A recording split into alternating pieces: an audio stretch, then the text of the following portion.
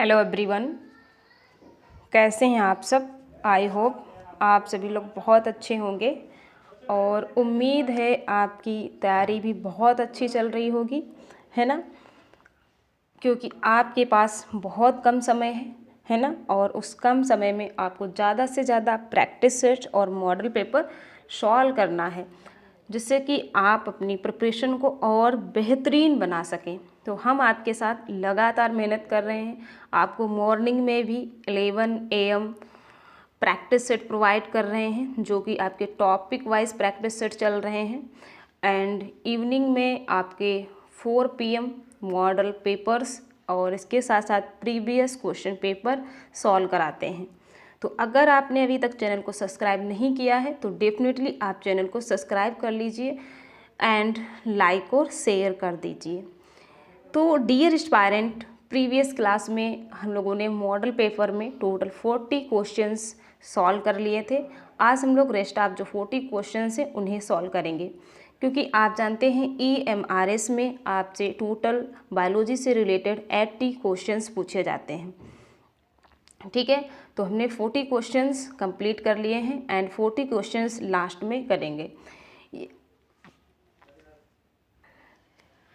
Dear aspirants, अगर आप चाहते हैं कि हम एक ही क्लास में कंप्लीट 80 क्वेश्चंस को सॉल्व करें विथ एक्सप्लेनेशन, तो आपको भी थोड़ी सी मेहनत करनी पड़ेगी। आपको 1000 प्लस करना होगा। ठीक है, 1000 प्लस तक आपको व्यूअर्स करने हैं और आपको ज़्यादा से ज़्यादा सेशन को शेयर करना है, जिससे 1000 प्लस लोग आपके साथ स्टडी कर सकें। तो अब ये आप पे डिपेंड करता है आप कितने ज़्यादा से ज़्यादा क्वेश्चन सॉल्व करना चाहेंगे। ठीक है, क्योंकि हमने आपसे प्रॉमिस किया है, आप बिलीव करिए, ट्रस्ट मी, हम कंप्लीटली बायोलॉजी के complete practice set model paper करने वाले हैं। ठीक है, आपका बायोलॉजी से रिलेटेड कोई भी टॉपिक नहीं छूटेगा।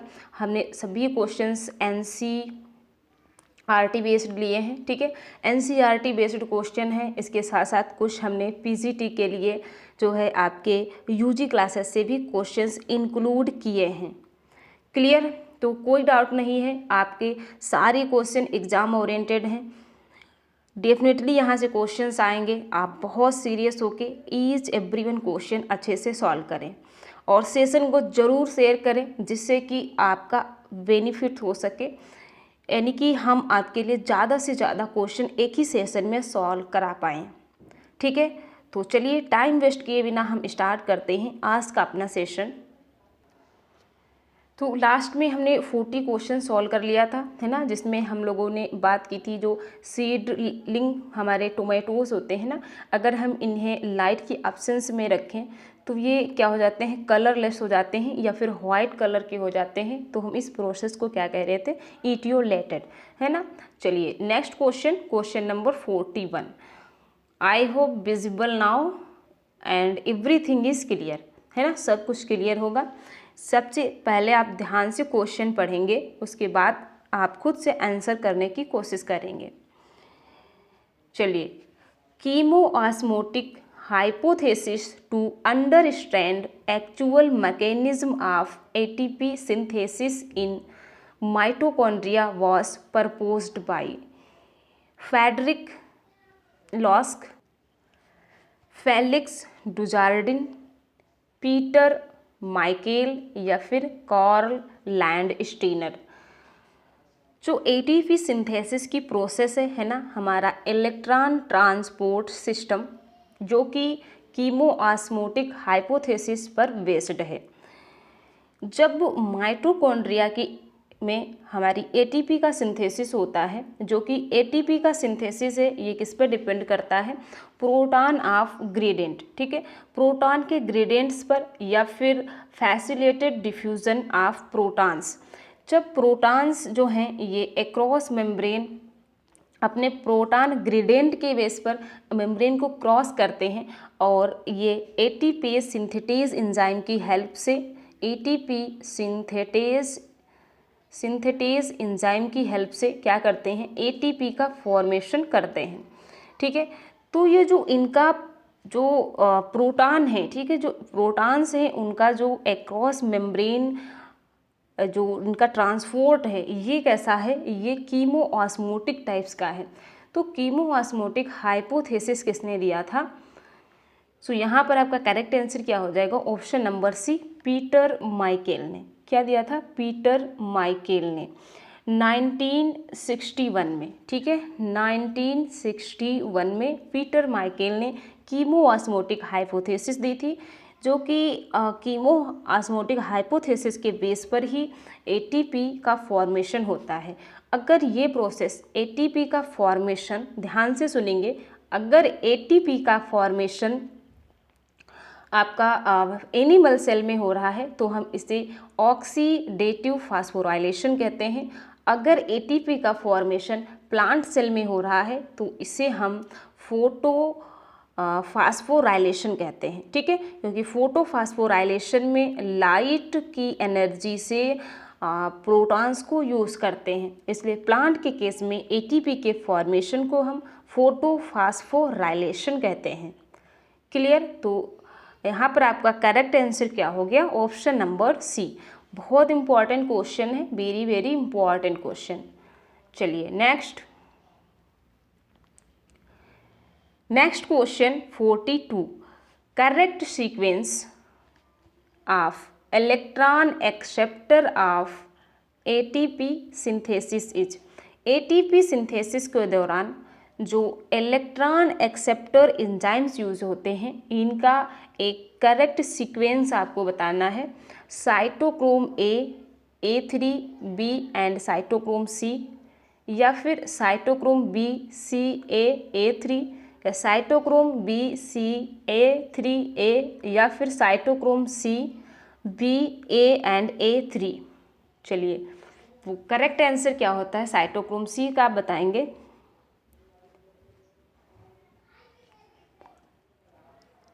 सो यहाँ पर आपका करेक्ट आंसर क्या हो जाएगा? ऑप्शन नंबर बी, है ना, साइटोक्रोम बी, साइटोक्रोम सी, और साइटोक्रोम सी के बाद साइटोक्रोम C1 भी आता है, फिर आपका A एंड इसके बाद आपका A3, ठीक है, साइटोक्रोम A3। तो ये आपका सीक्वेंस है, इसे आप याद रखेंगे। तो करेक्ट आंसर हो गया ऑप्शन नंबर बी। चलिए next question 43। What is the net ATP molecules again when 4 molecules of glucose undergo anaerobic respiration in plants?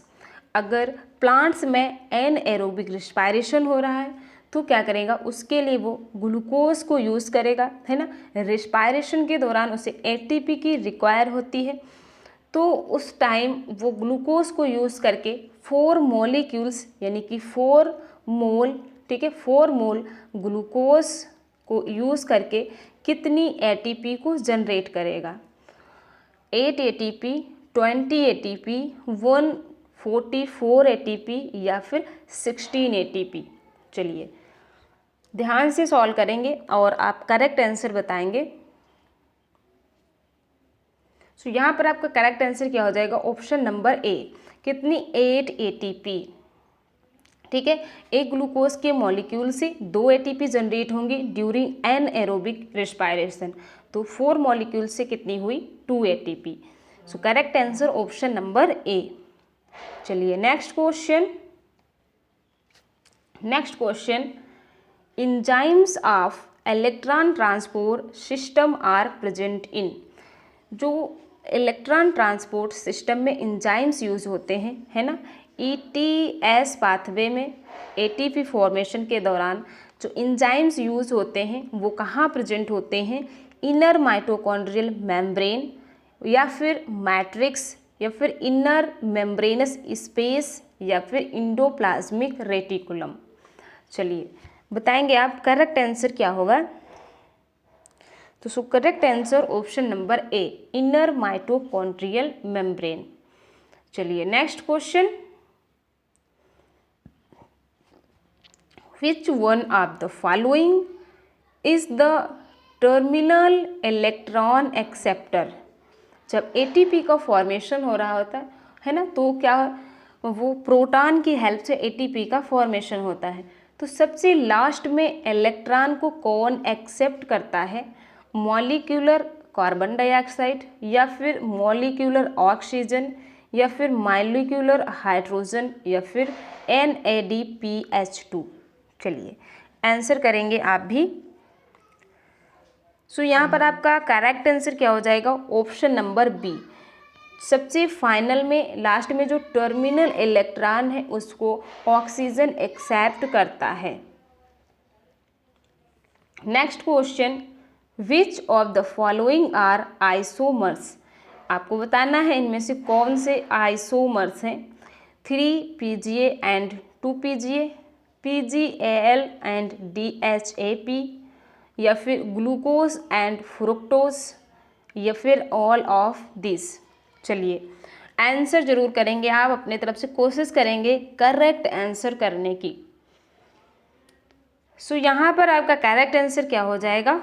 Option number D, all of this. जो 3PGA है इसका आइसोमर 2PGA है ना, ये दोनों एक दूसरे की क्या है? आइसोमर है। PGAL DHAP ये भी एक दूसरे के आइसोमर हैं, और ग्लूकोज एंड फ्रुक्टोज भी एक दूसरे के आइसोमर हैं। क्लियर? तो यहाँ पर आपका करेक्ट आंसर हो गया option number D. Next question, बहुत बेहतरीन क्वेश्चन, ध्यान से पढ़ेंगे। यकीन मानिए आप 100% मैं कह रही हूँ कि ऐसे क्वेश्चंस यूट्यूब पर कोई नहीं कराता। ऐसे क्वेश्चंस आपको कहाँ देखने को मिलेंगे? टेस्ट सीरीज़ में, ठीक है। और टेस्ट सीरीज़ में भी आपको कोई फ्री में नहीं कराएगा। जब भी आप टेस्ट सीरीज़ को परचेस करेंगे, बाई करेंगे, वहीं पर आपको ऐसे क्वेश्चंस मिलेंगे। तो डेफिनेटली हम आपके लिए लेकर आते हैं फ्री सारी चीज़ें, ठीक है। आपकी क्लासेस भी होंगी फ्री इसी चैनल पर, और हम इतने इम्पोर्टेंट और बेहतरीन क्वेश्चंस आपके लिए लेकर आते हैं। तो आप ज़्यादा से ज़्यादा सेशन को शेयर करें, ठीक है। आप कोशिश करें 1000+ पहुंचाने की। ओके, चलिए क्वेश्चन ध्यान से पढ़ेंगे। बहुत अच्छा क्वेश्चन है, फोटो पीरियोडिज्म से कई बार क्वेश्चन पूछा जाता है। Phenomena of photoperiodism was first discovered by in the Maryland mammoth variety of। Photoperiodism को मैरीलैंड मैमथ वैरायटी है, ठीक है, इसमें किसने डिस्कवर किया था सबसे फर्स्ट टाइम? एक बात आप ध्यान रखना, फोटोपीरियोडिज्म का कॉन्सेप्ट सबसे पहले, ठीक है, या इसकी डिस्कवरी सबसे पहले किसने दी थी? चार्ल्स डार्विन एंड इनके बेटे फ्रांसिस डार्विन, ठीक है, फ्रांसिस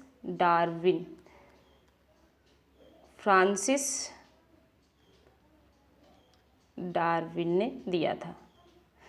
जो चार्ल्स डार्विन एंड इनके बेटे फ्रांसिस डार्विन थे, इन्होंने सबसे फर्स्ट टाइम जो है फोटोपीरियोडिज्म को डिस्कवर किया था, और ये उन्होंने 1880 में किया था, ठीक है, 1880 में। लेकिन उसके बाद कौन से साइंटिस्ट आए जिन्होंने फर्स्ट टाइम फोटोपीरियोडिज्म को मैरीलैंड मैमथ में डिस्कवर किया?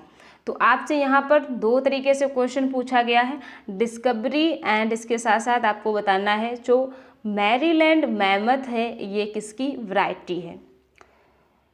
ध्यान से पढ़ेंगे question. Garner and Allard tobacco, wand tobacco, Garner and Allard, cocklebur, या फिर नॉट कुकलेवर। यहाँ पर आप गार्नर की स्पेलिंग सही करेंगे, गार्नर, ठीक है। चलिए आप आंसर करेंगे, यहाँ पर करेक्ट आंसर क्या होगा?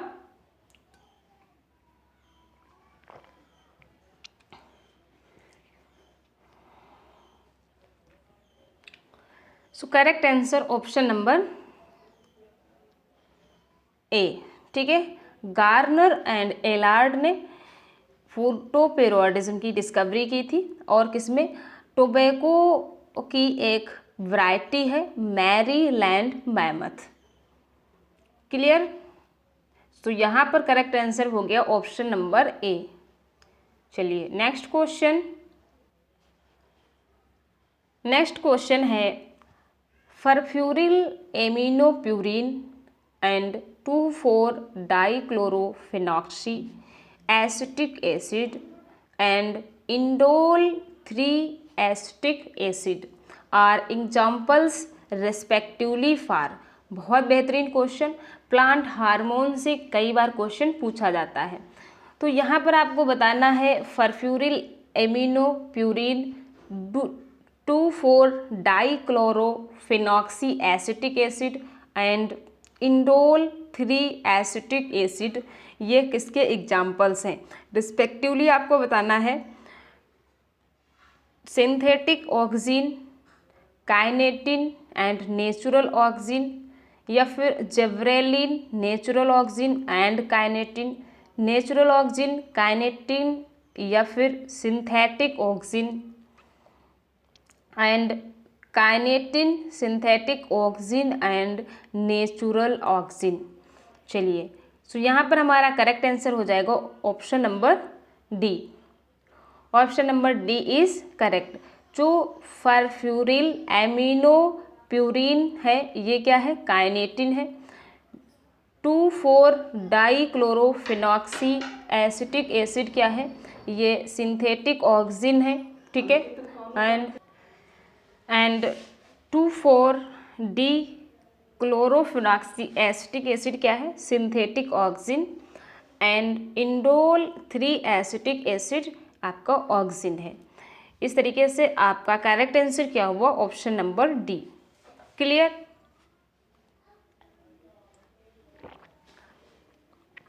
चलिए नेक्स्ट क्वेश्चन।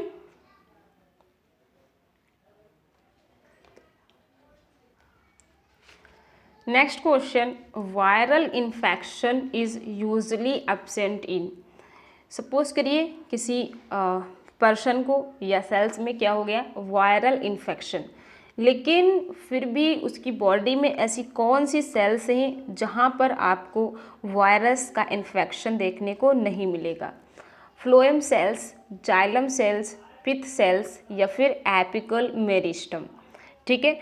प्लांट की बात हो रही है तो प्लांट में वो कौन सी सेल्स हैं, अगर प्लांट को वायरल इन्फेक्शन हुआ है तो वो कौन सी सेल्स हैं प्लांट्स की जहाँ पर वायरल इन्फेक्शन नहीं होगा।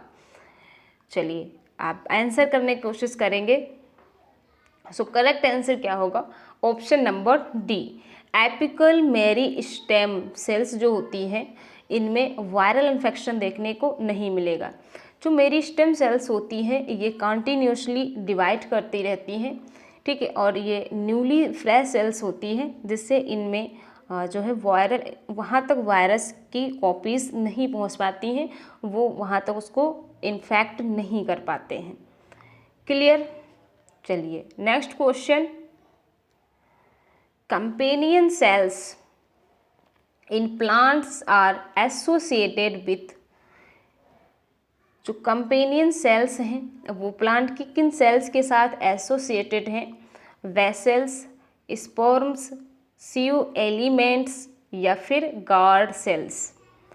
चलिए सो यहाँ पर आपका करेक्ट आंसर क्या हो जाएगा, option number C. Sieve cells जो हैं, सीयू एलिमेंट्स, ये कंपेनियन सेल से एसोसिएटेड हैं। क्लियर। चलिए नेक्स्ट क्वेश्चन ध्यान से पढ़ेंगे।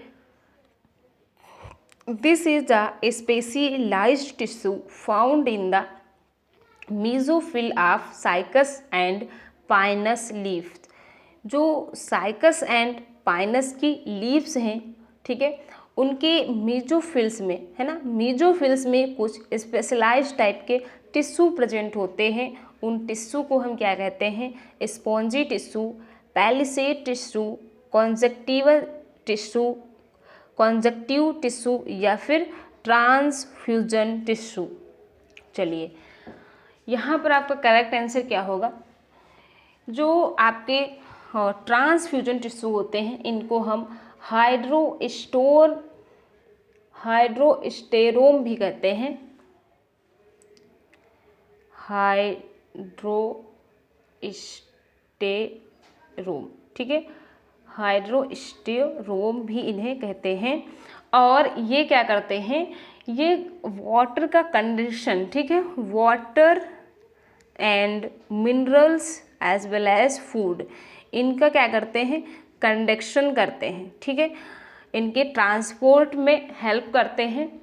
और ये हाइड्रोस्टोरियम सेल्स जो हैं या जो ट्रांसफ्यूजन टिश्यू हैं, ये साइकस या पाइनस की जो लीव्स होती हैं या जो उनके लीफलेट होते हैं, ठीक है, लीफलेट में प्रेजेंट होते हैं, ठीक है। ये वैस्कुलर बंडल के चारों तरफ प्रेजेंट होते हैं, ठीक है। कहाँ प्रेजेंट होते हैं ये, वैस्कुलर बंडल के चारों तरफ ये प्रेजेंट होते हैं transfusion tissue. So correct answer क्या हो जाएगा, option number D, transfusion tissue. चलिए next question, which of the following plants show multiple epidermis, इनमें से कौन सा प्लांट मल्टीपल एपिडर्मिस को शो करता है, क्रोटोन, एलियम, नेरियम या फिर कुकुरबिटा। चलिए सो यहाँ पर आपका करेक्ट आंसर क्या हो जाएगा, जो नेरियम प्लांट है, ठीक है, जो नेरियम प्लांट है ये कैसा होता है, ये जीरोफिटिक प्लांट है, ठीक है, ये आपका जीरोफिटिक प्लांट है, यानी कि डिजर्ट एरिया में मोस्टली ज़्यादा प्रेजेंट होते हैं ये। तो ये क्या करते हैं, अपने ट्रांसपायरेशन प्रोसेस को रिड्यूस करने के लिए, ठीक है, या फिर वाटर लॉस को ये रिड्यूस करने के लिए इनमें जो एपिडर्मिस होती है वो मल्टीपल लेयर्ड होती है, ठीक है। तो जो नेरियम की लीफ है, ठीक है, लीफ की जो ये एपिडर्मिस है ये कैसी होती है, मल्टी लेयर्ड होती है। और ये एपिडर्मिस क्या करती है, हेल्प इन रिड्यूस ट्रांसपायरेशन, ठीक है, ट्रांसपायरेशन प्रोसेस को ये रिड्यूस करती है जिससे कम से कम वाटर लॉस हो सके, ठीक है। तो यहाँ पर आपका करेक्ट आंसर क्या हो जाएगा, ऑप्शन नंबर सी, नीरियम। क्लियर। चलिए नेक्स्ट क्वेश्चन, बहुत बेहतरीन क्वेश्चन है ना, कई बार आपसे जूट से रिलेटेड क्वेश्चन पूछा जाता है।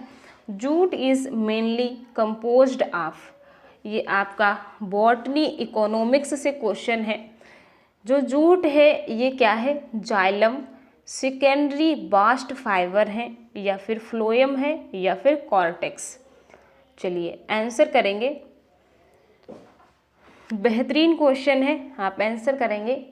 सो यहाँ पर करेक्ट आंसर हो जाएगा option number B, secondary bast fibre है, ठीक है। जूट क्या है, सेकेंडरी बास्ट फाइबर। चलिए next question, maximum number of vascular bundles are present in monocot stem, monocot root, dicot stem या फिर डाइकॉट रूट। सबसे ज़्यादा वैस्कुलर बंडल किसकी रूट में प्रेजेंट होते हैं या फिर स्टेम में। चलिए करेक्ट आंसर करने की कोशिश करेंगे। अगर हम बात करें डाइकॉट रूट की, तो यहाँ पर हमें 2 से 5, ठीक है, 2 से 5 वैस्कुलर बंडल्स देखने को मिलते हैं, जबकि मोनोकॉट रूट में आपको अप्रॉक्सीमेटली 8 वैस्कुलर बंडल्स देखने को मिलेंगे, ठीक है। मोनोकॉट रूट में अप्रॉक्सीमेटली 8 आपको वैस्कुलर बंडल देखने को मिलेंगे, ठीक है। तो आपसे मैक्सिमम वैस्कुलर नंबर्स पूछा है, तो करेक्ट क्या हो जाएगा, option number B, option number B is correct, monocot root में।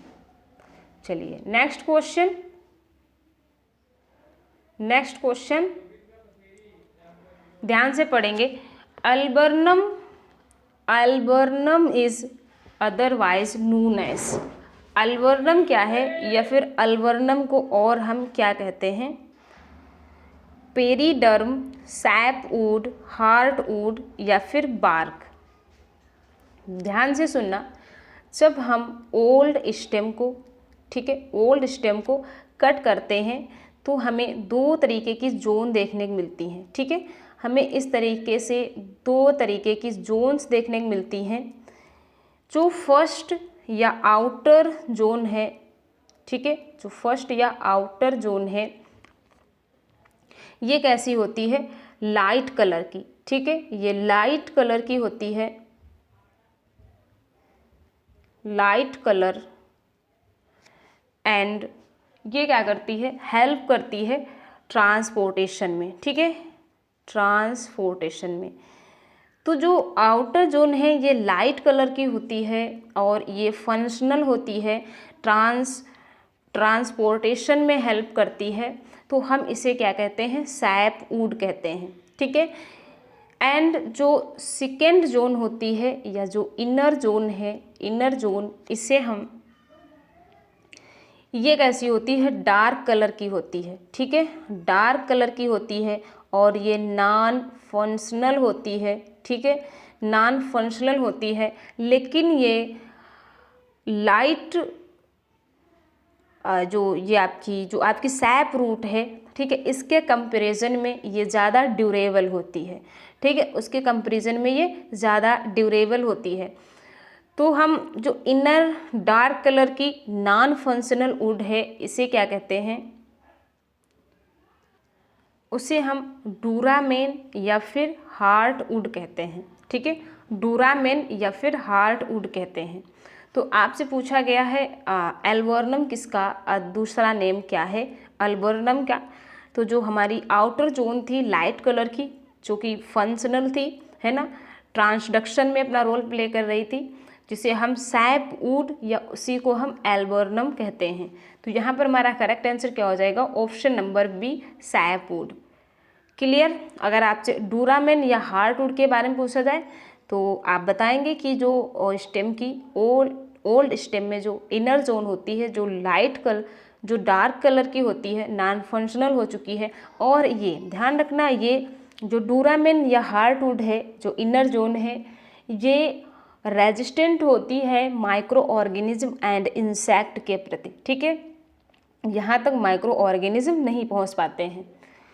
चलिए, तो आई होप आप अच्छे तरीके से समझ पाए होंगे सैप वुड किसे कहते हैं, एल्बोर्नम वुड या फिर डूरामेन या हार्ट वुड हम किसे कहते हैं। ठीक है, हार्ट वुड को आप ऐसे भी याद रखेंगे, डूरामेन। ठीक है, हार्ट को और हम क्या कहते हैं, दिल। तो दिल से, डी से डा और हार्ट, तो इस तरीके से आप याद रखेंगे, हार्ट वुड को डूरामेन एंड एल्बोर्नम को सैप वुड। क्लियर। चलिए next question, stalk with which ovules remain attach to the placenta is called. जो ओव्यूल का स्टाक है, ठीक है, वो किससे अटैच है, प्लेसेंटा से भी अटैच है। सपोज करिए ये आपका ओव्यूल्स है, ठीक है, ओव्यूल्स है। तो जो ये आपका ओव्यूल्स है, ओव्यूल्स का ये स्टाक है, ठीक है, ये स्टाक नीचे की तरफ किससे अटैच होता है, ये पोर्शन जो है ये किससे अटैच है, ये आपका ओव्यूल है, ओव्यूल की ये बॉडी है, और ये क्या है आपका फनकिल है। ठीक है, फनकिल, और ये क्या है आपका प्लेसेंटा। तो ओव्यूल का जो स्टाक है ये प्लेसेंटा से अटैच है। ठीक है, प्लेसेंटा से अटैच है, और ये ओव्यूल की बॉडी है। ठीक है, तो आपसे इस पोर्शन के बारे में पूछा गया, तो इससे हम क्या कह रहे हैं, फनकिल। ठीक है, ये क्या है आपका funicle. So correct answer option number A. Clear. Ovules का जो पार्ट, जो स्टाक है वो प्लेसेंटा से अटैच है, उसे हम क्या कहते हैं, फनकिल। क्लियर। चलिए next question, for good growth of pollen tube necessary element is. Pollen tube है ना, जब फर्टिलाइजेशन के दौरान जो गैमीट्स स्टिग्मा पर लैंड करते हैं तो क्या होते हैं, पोलन ग्रेन जो है, जो मेल गैमीट्स है, वो पोलन ट्यूब का फॉर्मेशन करता है। पोलन ट्यूब की हेल्प से जो मेल गैमीट्स है उसको फीमेल एम्ब्रियो सैक के अंदर या you can say egg cell तक ट्रांसपोर्ट करते हैं। ठीक है, तो जो ये पोलन ट्यूब है, ये पोलन ट्यूब के जर्मिनेशन के लिए, इसकी ग्रोथ के लिए कौन सा एलिमेंट रिक्वायर होता है? कैल्शियम, बोरान, मैग्नीशियम या फिर मोलिब्डेनम। सो करेक्ट आंसर क्या होगा? Option number B, boron is necessary. इसके साथ साथ कई बार आपसे पूछा जाता है जो पोलन ट्यूब का मूवमेंट है, ठीक है, जो पोलन ट्यूब का मूवमेंट है, ये मूवमेंट कैसा होता है? फोटोटैक्सिज्म होता है, कीमोटैक्सिज्म होता है या फिर कीमोट्रॉफिज्म होता है? तो आप बताएंगे इसका पोलन ट्यूब का मूवमेंट किस तरीके का होता है। आप हमें इसका आंसर कमेंट बॉक्स में देंगे। ठीक है, चलिए next question. The type of pollination adaptation found in Calotropis is। Calotropis में पॉलिनेशन के लिए एक तरीके का एडाप्टेशन देखने को मिलता है, वो एडाप्टेशन क्या है? डाइक्लिनी, हर्कोगेमी, हिट्रोस्टाइली या फिर डाइकोगेमी। चलिए, तो यहाँ पर आपका करेक्ट आंसर क्या हो जाएगा? ऑप्शन नंबर बी, हर्कोगेमी कहते हैं। ठीक है, इसके जो पोलन ग्रेन्स हैं ये इस बैग के अंदर प्रेजेंट होते हैं, ये इस तरीके से कुछ स्ट्रक्चर्स बना लेते हैं और बर्ड्स या इंसेक्ट इसी पोलन बैग की थ्रू पोलिनेशन कराते हैं, तो हम इसे क्या कहते हैं? हर्कोगेमी कहते हैं। ठीक है, चलिए नेक्स्ट क्वेश्चन, बहुत बेहतरीन क्वेश्चन। डबल फर्टिलाइजेशन, ठीक है, double fertilisation was discovered by. जो डबल फर्टिलाइजेशन है इसकी डिस्कवरी किसने की थी? तो हमें डबल फर्टिलाइजेशन फ्लावरिंग प्लांट्स में देखने को मिलता है। ठीक है, जैसे कि आपके एंजियोस्पर्म में, जिम्नोस्पर्म में, है ना। तो क्या होता है, जो पोलन ग्रेन है, पोलन ग्रेन के पास जो है दो मेल गैमेट्स होते हैं। ठीक है, दो मेल गैमेट्स होते हैं। ये दो मेल गैमेट्स एग सेल के साथ साथ, ठीक है, एग सेल के साथ साथ दो पोलर न्यूक्लियाई को भी ये फर्टिलाइज करते हैं। दो पोलर न्यूक्लियाई को भी ये फर्टिलाइज करते हैं। तो हम इसे क्या कहते हैं? इसे हम डबल फर्टिलाइजेशन कहते हैं।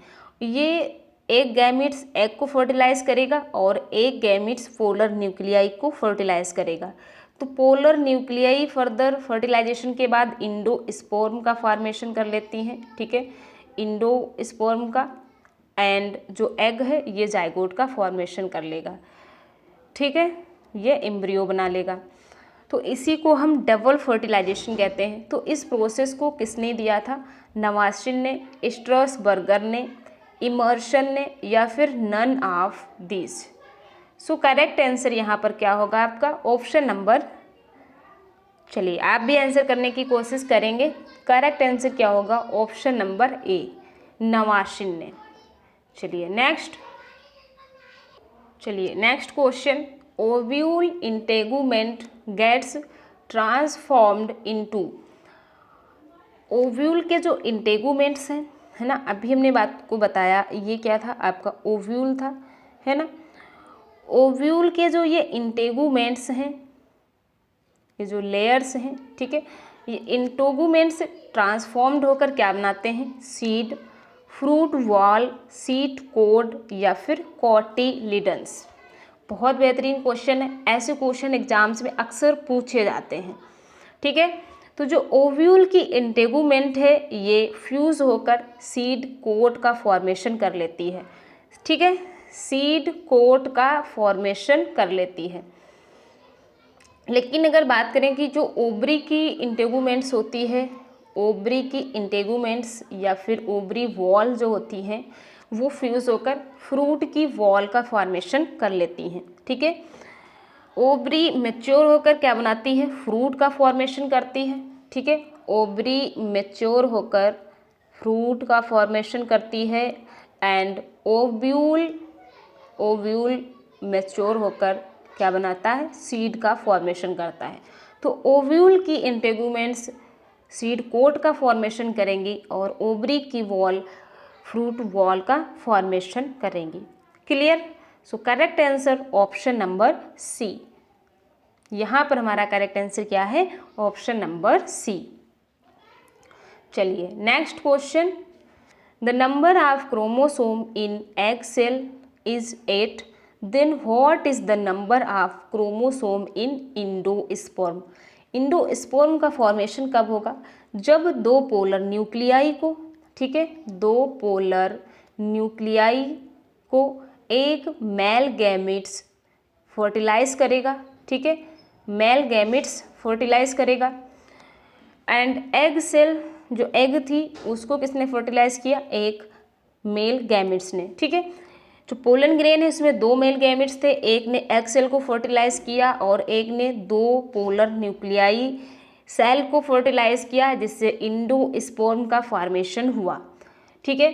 तो आपके पास जो एग सेल है आफ्टर फर्टिलाइजेशन, जो एग सेल है उसके पास क्रोमोसोम नंबर कितने हैं, 8, ठीक है। तो आफ्टर फर्टिलाइजेशन जो एग सेल है ये कैसी हो गई आपकी 2n, है ना, 2n फॉर्म हो गई। एंड जो आपका इंडोस्पर्म है ये आपका ये आपका जो एग सेल है इसके पास क्रोमोसोम नंबर कितने हैं, 8, ठीक है। इसके पास क्रोमोसोम नंबर 8 है और आपको बताना है इंडोस्पर्म में क्रोमोसोम का नंबर कितना होगा। तो जो इंडोस्पर्म का जो फॉर्मेशन होता है ये कितना होता है, ट्रिप्लॉइड होता है, यानी कि इसकी प्लॉइडी कितनी होती है, 3n। तो एग सेल के पास 8 है ना, जो कैसा था आपका, हैप्लॉइड था। तो इंडोस्पर्म 3 हो गया, तो 8 3 सा 24। तो यहाँ पर इंडोस्पर्म के पास कितने नंबर ऑफ क्रोमोसोम होंगे, तो 24। So correct answer option number A, option number A is correct. I hope you are understand very well. Clear? Egg cell के पास 8 क्रोमोसोम है और ये भी आपकी हैप्लॉइड है, ठीक है। चलिए next, nucellar polyembryony is reported in species of. बहुत अच्छा क्वेश्चन, बेहतरीन क्वेश्चन। आप सेशन को जरूर शेयर करेंगे, आप कोशिश करेंगे 1000 प्लस पहुंचाने की, ठीक है, क्योंकि आपके लिए हम हर रोज़ हर डेली इतने इंपॉर्टेंट क्वेश्चंस लेकर आने वाले हैं। आप जितनी अच्छी जो है कह सकते हैं, आप जितना अच्छा बेहतरीन करेंगे उतना ही अच्छा हम आपके लिए बेहतरीन कर पाएंगे। हम एक क्लास में आपको 80 क्वेश्चंस प्रोवाइड करेंगे, डेली का डेली आपका 1 मॉडल पेपर सॉल्व कराएंगे। आप क्या कीजिए, आप ज़्यादा से ज़्यादा चैनल को शेयर कीजिए, ठीक है, लिंक को शेयर कीजिए, लाइक कीजिए एंड सब्सक्राइब, ओके। चलिए न्यूसिलर पॉलीएम्ब्रियोनी क्या होती है, सबसे पहले हम इसे समझेंगे। न्यूसिलर पॉलीएम्ब्रियोनी क्या होती है, ठीक है। तो ये हमें देखने को मिलती है ड्यूरिंग सीड फॉर्मेशन, है ना। ऐसे सीड्स फॉर्मेशन के दौरान जब एम्ब्रियो में न्यूसिलर सेल्स प्रेजेंट होती हैं, ठीक है, न्यूसिलर सेल्स प्रेजेंट होती हैं, तो ये क्या करती हैं, डिवाइड कर जाती हैं। न्यूसिलर सेल्स की प्रेजेंस के कारण जो एम्ब्रियो है ये कई बार फिर से डिवाइड कर जाता है और मेनी एम्ब्रियोज का फॉर्मेशन कर लेता है, ठीक है, कई सारे एम्ब्रियो बना लेता है एक ही सीड के अंदर। तो हम इसे क्या कहते हैं, न्यूसिलर पॉलीएम्ब्रियोनी, ठीक है, इसे हम क्या कहते हैं, न्यूसिलर पॉलीएम्ब्रियोनी। तो हमें न्यूसिलर पॉलीएम्ब्रियोनी कहाँ देखने को मिलती है, गॉसिपियम, ट्राइटिकम, ब्रेसिका या फिर सिट्रस। चलिए आप भी आंसर करेंगे। सो यहाँ पर हमारा करेक्ट आंसर क्या हो जाएगा, option number D, citrus. Clear? Lemon में ये आपको न्यूसिलर पॉलीएम्ब्रियोनी देखने को मिलेगी। Next question, dendrochronology is, dendrochronology क्या है, secondary growth, apical growth, seasonal variation या फिर determination of age of tree. तो डेंड्रोक्रोलॉजी के अंतर्गत हम स्टडी करते हैं determination of age of tree. किसी भी ट्री की एज को जानने के लिए हम जो स्टडी करते हैं उसे हम डेंड्रोक्रोनोलॉजी कहते हैं। क्लियर? चलिए next question, question number 64। Stylopodium is found in. Stylopodium, stylopodium क्या होती है? जो फीमेल रिप्रोडक्टिव ऑर्गन्स है इन फ्लावर, ठीक है, इन प्लांट्स, जिसे हम ओवरी कहते हैं। तो ओवरी की कुछ इस तरीके से स्ट्रक्चर्स होती है, 1 सेकेंड, इस तरीके से, ठीक है। तो इसे हम क्या कहते हैं? इसे हम स्टिग्मा कहते हैं, जहाँ पर पोलन ग्रेन लैंड करता है और यहीं पर पोलन ट्यूब जर्मिनेट होती है। इसे हम स्टाइल कहते हैं। एंड ये हमारा क्या है? ओवरी, ठीक है। इसके अंदर बहुत सारे ओव्यूल्स लगे होते हैं। क्लियर? तो कुछ ऐसे फैमिलीज़ हैं, ऐसे प्लांट्स हैं जिनमें स्टाइल के नीचे का जो बेस है ये सॉलिड डिस्क शेप स्ट्रक्चर्स बना लेता है और क्या हो जाते हैं? सोलन हो जाते हैं, ठीक है। तो हम इसे क्या कहते हैं?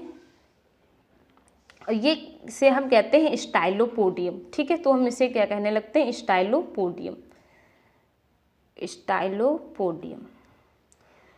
तो आपको ये मेनली कहाँ देखने को मिलता है? फैमिली एपियसी में।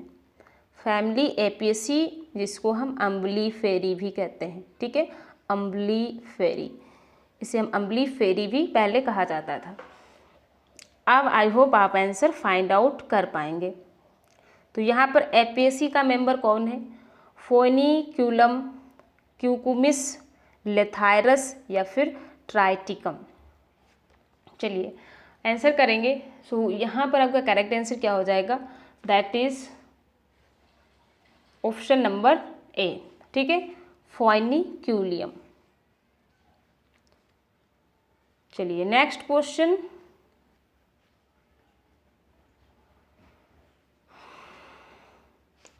विच of the following sets is of monocots plant. इनमें से कौन से प्लांट मोनोकॉट प्लांट्स हैं?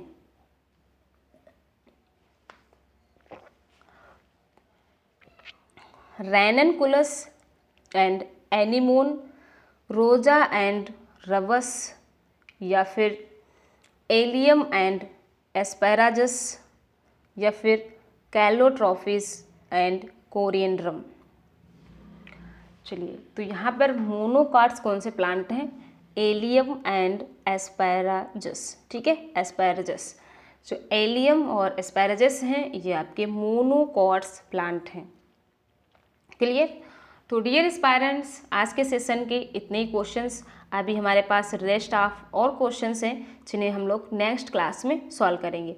अगर आप जितना ही ज़्यादा सेशन को शेयर करेंगे, है ना, एक बेहतरीन रिस्पांस मिलेगा आपकी तरफ से, है ना। जितना ज़्यादा आप सेशन को शेयर करेंगे उतना ही बेहतरीन हम भी आपके लिए कर पाएंगे। तो अभी हमारे पास बहुत सारे रेस्ट ऑफ क्वेश्चंस हैं जिनको हम लोग नेक्स्ट वीडियो में सॉल्व करेंगे। तो अगर आप चैनल पर नए हैं तो डेफिनेटली आप चैनल को सब्सक्राइब कर लीजिए, शेयर कर दीजिए अपने ग्रुप में, व्हाट्सएप ग्रुप में, टेलीग्राम ग्रुप में, है ना, जिससे ज़्यादा से ज़्यादा लोग जुड़ सकें और हम आपके लिए और बेहतर कर सकें। चलिए मिलते हैं आपको नेक्स्ट क्लास में और ऐसे ही बेहतरीन क्वेश्चंस को सॉल्व करने की कोशिश करेंगे। Thank you so much everyone, thank you so much.